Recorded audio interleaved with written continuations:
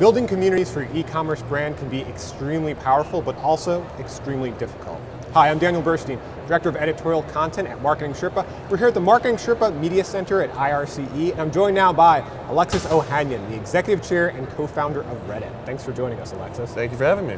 So you were able to build a very powerful community. You get 170 million unique views, 7.5 billion page views, and you have nearly 10,000 active communities within that. So now you've done it by creating a social news site. Do you have any lessons you've learned from that you can give to e-commerce brands looking to build their own communities? Sure. I would obviously recommend to use the best software available for a community forum. Reddit's a pretty good one. And yeah, we've been able to build this platform of so many tens of thousands of active communities simply because we optimized for the experience. We wanted to create the best tools we could. We still have got work to do. We wanted to create the best tools we could to allow users to connect and share the stuff that mattered most to them.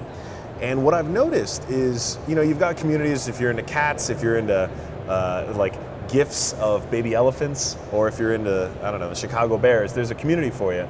But brands have also found ways to do this too. Most notably, actually, there's one who's been recently sponsored our podcast, full disclosure, called Ting, which is a mobile carrier. And they have a community at r/Ting that they do an amazing job with. Their employees are active Reddit users, and they simply use that forum to create and nurture interesting discussions about stuff that would be of interest to their customers or potential customers. They're not looking to sell every minute of every day, they're looking to be helpful. And leading with that it's the only way brands will be able to do advertising and marketing in the future. I'm convinced, because like I said on stage, there's just not enough whitewash in the world to cover everything up now that the water cooler is as big as the internet, and Reddit is effectively that water cooler. It's that real-time discussion that sets the agenda. So you need to be there, but you need to be there correctly as a human. It's actually not that hard. It's just, I think a lot of brands, especially older ones, have trouble adapting to that world. Yeah, so speaking of being helpful, if we look at one of the Reddit posts, when you look at a lot of the things going on Reddit, it's about help. It seems like that's, entertainment too, of course, but also helping each other. But to serve as a devil's advocate for that for a bit, brands, sure, they want to help customers, right? But at the end of the day, they want to sell products, they want to drive revenue. So how can you effectively combine those two? Well, and this is a great community. I was a history major, so Ask Historians is this awesome community. You can ask any question about history, and scholars from all over the world will chime in and give answers, and it's one of a kind. But to answer your question, excuse me, to answer your question, the way to do this is thinking less about the initial conversion and more about the longer term relationship. This is something brands have done forever. Why do brands spend the money that they do advertising at the Super Bowl or on a billboard or at a conference? No one's selling me a specific thing at this moment when I look and see them, but they're winning me over by building a relationship. And Reddit is the best platform for doing that at scale. And so, the way to think about it is long term. There are short term wins you can get when you've got to hit sales goals and you're doing, the sort of paid conversion. But that's not long-term sustainable. The way to build a brand that will last decades is through that long-term relationship. And it's those kind of investments that aren't, they're not as clear as dollar in, click here, $2 out.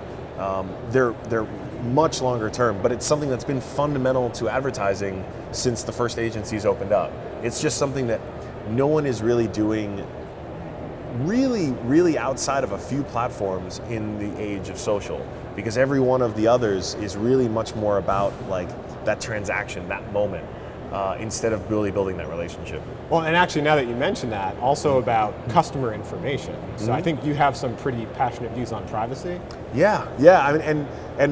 Here's my bet, and I think Facebook's probably going to continue to be successful for years to come. Where I think we have a huge opportunity, and actually I'd put Snapchat in this category as well.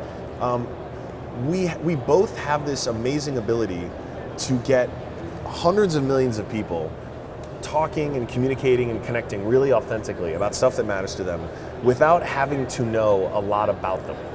And what's really cool is that when you think of something like, say, testimonials, if you look at the history of advertising, right? When we saw an ad that had Mr. T in it, we knew Mr. T doesn't really love that coffee. I don't know if Mr. T ever advertised for coffee, but let's if just say it's gold, coffee. maybe though. If it's gold, yeah, gold, maybe. So like, if Mr. T is hustling a coffee, we all know Mr. T got paid for to say that. Testimonial doesn't mean a lot. When we see the paid actor, I love this coffee, right? It doesn't mean anything. When I see my friend's face next to an ad for coffee because she liked it at some point, does that really mean an endorsement from my friend? No, and like it feels a little weird. But what we found, and this is only now 6 months in, but what we found is that every brand is being talked about on Reddit. And when you see a random user, Fluffy Bunny 72, saying something about how much they love blah blah blah coffee in a thread, it actually means something, because that Fluffy Bunny 72 is actually a person with an identity. You can view their comment history. You don't need to know their name or their face. That's actually a little creepy. You just need to know, here is a real person who I like feel a connection to, even though they have a username and I don't know who they are per se. I actually believe their endorsement. It actually feels valuable. And what's great is for Fluffy Bunny 72, it's actually not weird for them to be a part of this like they don't feel exploited because it's not their face being put next to a brand with like, it's just a username. And so it's something we've never really been able to see before at scale, because we've never had a platform like Reddit, we've never had a platform like Reddit with hundreds of millions of people. But now that we do, the sense of identity is going to really be challenged, because I would argue that our identities online, even behind a username, are in some cases actually even more valuable than our identities with our name and our photo and our birthday and our favorite location and where we are. And I think when brands really are thinking long term, they want to be where the authentic discussions are. They want to build value for the long term, and they want to build it with authenticity. And if you're going to be on the platform of authentic discussions where people are really saying what they feel, that's Reddit. So speaking of authentic discussions, I think a lot of times when we think about privacy, we think about big data and let's, like you said, get that information about the customers, put it into some sort of magic machine and we learn something, right? But I was talking to an SEO agency and they used Reddit in an interesting way. They just looked at the conversations going on in the niches they were trying to target. And since they were authentic conversations, they were able to identify keywords that way. Yes, that is smart. Yeah, I mean right at the end of the day, we're a 10-year-old company that's probably more like 4.5 years old. It's had a weird life because it was acquired, then was spun off. And this is our huge opportunity because we have all these authentic discussions. Like what front pages on Reddit or what is trending on Reddit sets the agenda for everywhere else on the internet. That is clearly valuable. And I really believe there's a way for us to monetize that because it's clearly valuable, that also still stays true to our beliefs in a user's right to privacy. And that becomes really formidable because I do believe, especially for this generation coming up, that these issues matter. And I think there's a way to do really great business while at the same time doing right by users. And so, speaking of privacy, a flip side of that with many communities is they want, users want to be seen, they want to build a bit of their own brand. And so one of the things you do on Reddit is ask me anything. And here's an example from Barack Obama, and he needs to build his brand. He's trying to get more following on social media. But seriously, it is also a great way, these communities, for people to say they don't want to be private. Hey, I want you to see me, I want you to know about me. Yes. And is that something that you're trying to do as well with that? Yeah, especially around different communities, right? We had, we have, I'm not cool enough to tell you what some popular bands are, but there was a really popular band last week that did an AMA on r/music, and I'm totally blanking on their name. But we are, as we get more and more people who want to come and be a part of the communities, we gear them towards the right fit. Like on r/Science, there's a scientist literally like every other day doing an amazing AMA. Now, these are scientists, right? These are not people who are trying to be the next president or some celebrity, but they want an audience to share their ideas and what they're passionate about. And more like journalists, athletes, entertainers, and even like scientists find their particular Reddit communities and do these AMAs. And obviously the president's was a big one. We've already had Bernie Sanders, who is the first of the upcoming presidential candidates to do one, and it was greeted extremely warmly. And I think part of it was he has always been, or I shouldn't say always, for the last few years, he's been an active user. And so he'll chime in on the, I think it's r/Vermont community. Like people could be talking about their favorite cafe and he'll be like, oh yeah, I love that place. I used to hang out there when I was in college and blah, blah. Like again, he understands that, like, you know, an hour spent on Reddit just being a user, contributing, being a community member is worth days on other social media platforms, because the ROI, right? Hundreds of thousands of people can see that comment. I don't know how popular a typical tweet is, but I don't think they average out at about 100,000 people. Well, and for the brands, it sounds like that authenticity is key, right? He was probably because he's authentically on just there, being a dude. Conversation. And just being a dude, I like that. And what's cool is, and we see this with the brands who get, like, the people who are there, who represent companies or brands or what have you, they are there as people. Like, they're there chiming in on a thread about their favorite football team, and then chiming in on the thread answering a question someone has about their company. And again, this is like, and I keep bringing it back to these metaphors of, like, the block party, or like just a basic cocktail party, because, like, if you show up there and there's groups of people talking, and you join, like, just like real life, you join in one of the conversations. It's like, hey, I'm Alexis, like, how you doing? Cool, you new to the neighborhood. And they're talking about football, right? I'm not gonna chime in and be like, check out reddit.com. Like, that's a base move. But I am gonna join the conversation and be like, oh yeah, blah, blah, blah, that call was ridiculous. What was he thinking? Marshawn Lynch, like, he should have obviously handed him the ball. But then if someone over here starts a conversation about my brand, right? And they're like, oh, I read it on Reddit yesterday and blah, blah, blah. That's a perfectly acceptable time for me to be like, oh, that's so cool. Like, I'm actually the co-founders of Reddit. I'm so happy to hear that. Like, let's start a conversation about Reddit. Like, this is 101, like, cocktail party etiquette. And I think, like I said, every other social media platform has trained us to be very unnatural. And Reddit's the way to just go back to doing what we've been doing as human beings for thousands of years. Which is more like that interruption-based marketing, that you're reading a newspaper and, hey, here's an ad, or you're watching TV and, hey, here's an ad. And I think, like I said, this goes back to the long-term relationship building. The brands that are doing it well on Reddit are building relationships that are going to last them for decades. Like, they are not thinking about the immediacy of, oh, quick, let's sell someone something. They're thinking, let's make someone love us, so that for the rest of their lives, they are going to use us. And in a world where consumers have more and more knowledge every day and more choice every day, that is the only way you will win. Because otherwise, you're going to be playing ADD, trying to catch and chase and distract people, and you're not going to have a good time. So lastly, let me ask you, Sure. Niche communities, it sounds very key to Reddit and to building a community. So in e-commerce, it's given us the ability to have very niche-focused products and actually be profitable. Yeah. Like, one of the interviews I had was with a gentleman who made a flatulence preventer. It's this Wow, how does charcoal that work? thing, That doesn't this sound very charcoal thing safe. that you sit on. Yeah. So, Oh, I see. Okay. But my point is, It's like a filter. as we talk about those authentic conversations, Yeah. it seems like, so you want to have those conversations and come in when people are talking about your brand, but you can also be pretty passionate about certain niche topics and have those conversations as well. Yes. Like Ask a Historian. Yeah, I'm trying to think. If I were marketing the flatulence thing, well, certainly I'd be searching for the keywords. So if anyone talked about my product on Reddit, I would obviously chime in and answer their questions. And if they're saying negative stuff, because people will, I would chime in a responsible human. I would like all I tell people is, like, imagine you're at the cocktail party and someone's ranting to their friend about your product, and they're like, blah blah blah blah product. How would you handle that situation? Whatever the words that would come out of your mouth in real life, type those into the computer, and you'll probably be fine. Unless you have bigger character flaws, in which case that you probably shouldn't be talking to people. But, like, there are ways to bring value to these communities, and it really just comes from, like I said, acting like you would in real life. To use the example of Ting, because the flatulence one's gonna be a little tougher.